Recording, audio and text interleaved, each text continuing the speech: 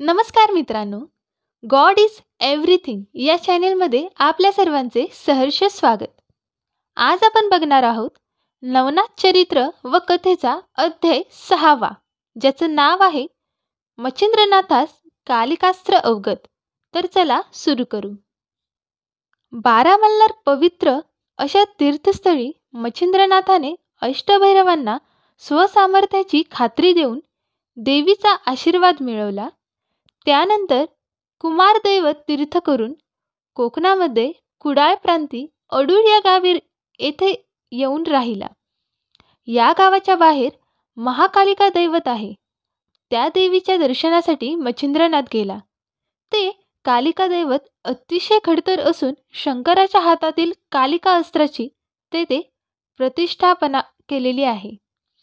या अस्त्राने बहुसंख्य दैत्यांचे प्राणहरण केले. अशा सामर्थ्यशाली अस्त्ररूपी कालिकेवर शंकर प्रसन्न झाले व ते वरदान देण्यास उत्सुक झाले.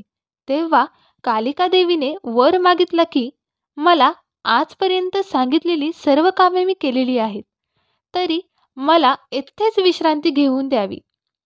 शंकराने कालिका मातेच्या मर्जीप्रमाणे तिची तेथे स्थापना केली.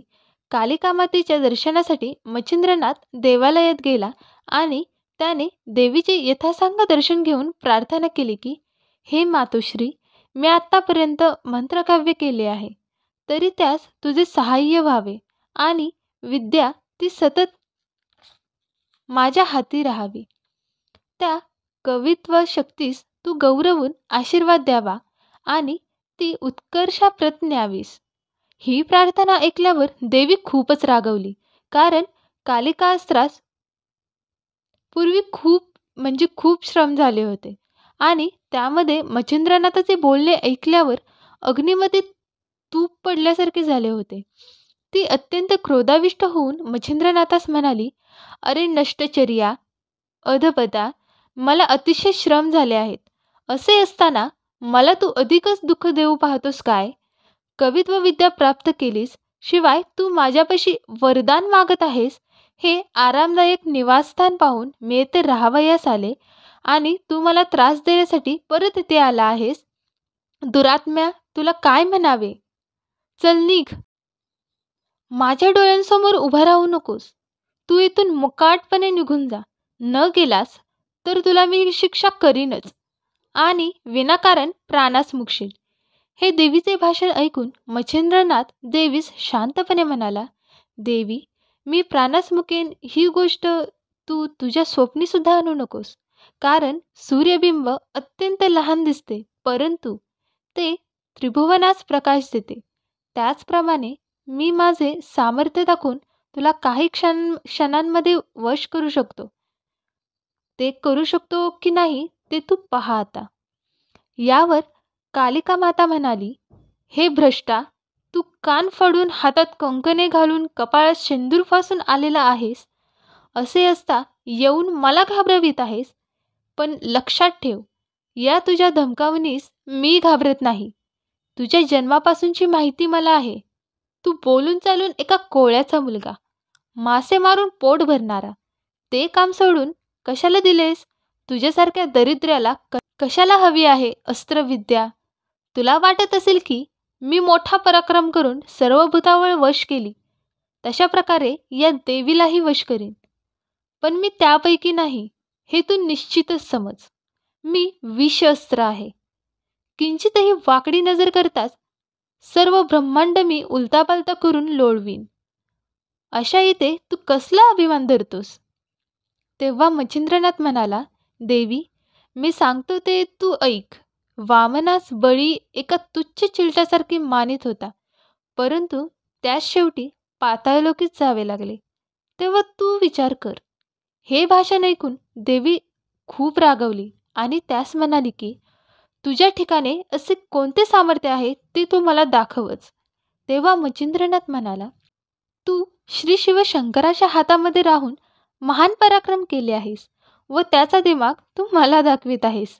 तेव्हा तूच तुझा प्रताप अगोदर मला दाखव. मच्छिंद्रनाथाचे बोलणे ऐकून कालिका देवी सिंहासारखी गर्जना करून अकस्मात आकाशात प्रकट झाली. त्याचबरोबर घनगंभीर व भयप्रद आवाज ऐकू येऊ लागले.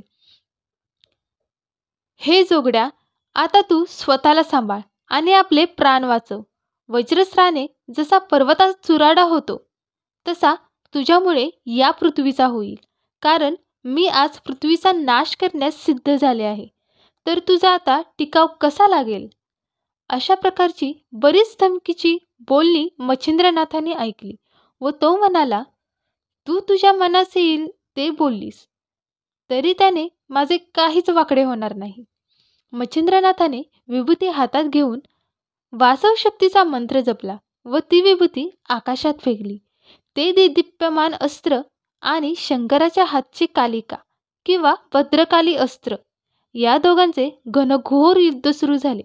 युद्ध करता करता अखेरीस कालिका अस्त्राने वाशवशक्तीचा पराभव केला व ती वेगाने मच्छिंद्रनाथावर चालून गेली. मच्छिंद्रनाथाच्या हे लक्षात येताच त्याने पूर्णरूपी भस्म घेऊन एकादश रुद्र मंत्रयोग सिद्ध केला. तो फेकल्याबरोबर एकादश रुद्र तेथे आले. ते अतिशय भयंकर आणि भीषण संकटे आणणारे असे 11 रुद्र प्रकट होताच कालिकेचे मूळ तेज नाहीसे किंवा फिके पडले. तिने सर्वांना वंदन करून मनोभावी स्तुतिगान केले. तेव्हा ते 11ही रुद्रगण शांत झाले. मच्छिंद्रनाथाने हे बघितले व त्याने वज्रास्त्र व धूमास्त्र सोडले. कालिकेने धूमास्त्र गिळंकृत केले व वज्रास्त्र शैलादी पर्वतावर फेकले. त्यायोगे त्या पर्वताचा चुराडा झाला. याप्रमाणे या दोन्ही अस्त्रांचा पाडाव केल्याने मच्छिंद्रनाथाचे काहीच चालेना. त्याने पुन्हा वाताकर्षण शस्त्र सोडले. वाताकर्षण अस्त्राची योजना त्याला पूर्णपणे साधली गेलेली होती. श्री दत्तात्रयाच्या कृपा आशीर्वादाने मच्छिंद्रनाथास त्या अस्त्राचा मोठा लाभ झालेला होता. वाताकर्षण शक्ती प्रेरताच कालिका मातेची दमछाक झाली. अस्त्राने शरीर प्रवेश करताच शरीराची हालचाल बंद होऊ लागली आणि देवी आकाशातून एकदम जमिनीवर आपटली व मूर्छित पडली. हा प्रकार पाहून देवदानव सुद्धा चकित झाले. कालिका देवीचे प्राण कासावीस होऊ लागले तेव्हा तिने श्री शंकराचे मनोभावी स्मरण केले. हा सर्व प्रकार शिवप्रभूंच्या कानावर गेला. त्याच्या पाठीमागे मच्छिंद्रनाथ आहे हेही त्याने जाणले. नंदीवर आरूढ होऊन ते त्वरित त्या स्थानी आले. श्री शंकरास पाहता मच्छिंद्रनाथाने त्यांना साष्टांग नमस्कार केला. श्री शंकरांनी आपल्या दशभुजांनी मच्छिंद्रनाथास आलिंगन दिले. स्वसामर्थ्याच्या योगाने कालिका अस्त्रास पराभूत केल्याबद्दल त्याची स्तुती केली. मच्छिंद्रनाथ म्हणाला, मी बद्रिकाश्रमास आलो त्यावेळी आपण माझ्यावर प्रसन्न झालात आणि श्री दत्तात्रयांकडून सर्व मंत्र व अस्त्रविद्या शिकवली. हे सर्व सामर्थ्य तुमच्या कृपाशीर्वादाने झाले आहे. त्यावर प्रभू शिवशंकर म्हणाले, हे सर्व खरे आहे, परंतु कालिका मूर्छित झाली आहे, तरी तिला प्रथम सावध कर. यावर मच्छिंद्रनाथ म्हणाला, हे श्रीशंकरा, कालिका तुमच्या हातात होती तेव्हा तुम्ही तुमचा वरद हस्त माझ्या मस्तकी ठेवा. शंकराने मच्छिंद्रनाथास म्हटले, तुझी कोणती इच्छा आहे? मच्छिंद्रनाथाने आपले मनोगत सांगितले. मी साबरी विद्येचे कवित्व तुझ्या कृपाशीर्वादाने प्राप्त केले, परंतु अजूनही ती अपूर्ण आहे. तुझ्या हातात कालिका अस्त्र होते, तिने तुझे महान कार्य केले आहेत.